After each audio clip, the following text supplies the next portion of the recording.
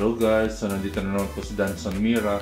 So ngayon po ipapakita natin yung updated nating weight o kung na-reach ba natin yung goal na 240 pounds ngayon. So let's jump into the app po.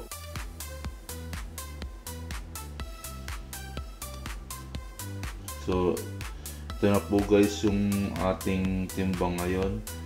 Makikita nyo nakalagay dyan is 243.8 pounds.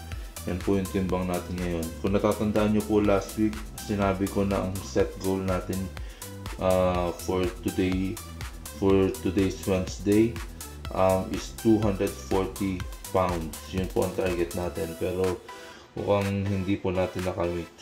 Mukhang kulang pa tayo ng 3 pounds para makamit yung 240 pounds na yun. So hindi tayo nag-succeed ngayon, pero okay lang, dire-diretso po tayo kasi lifestyle change naman yung ginagawa natin.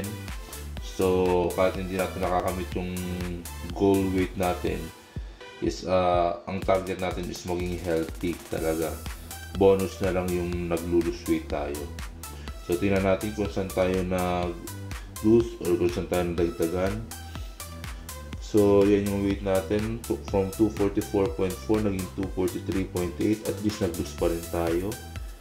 BMI, body fat from 34.4 to 34.3, muscle mass 552.1 to 552.1 pa rin, lean body mass 160.4 to 160.2, BMR 2074 to 2071, water parehas lang 46.8 to 46.8, bone mass parehas lang 8.1 to 8.1, body fat mass 83.9 to 83.5,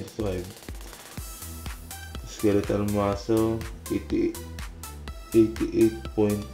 to 88.6, subcutaneous fat 30.6 to 30.5, protein to mass 11.7 to 11.8, and heart rate.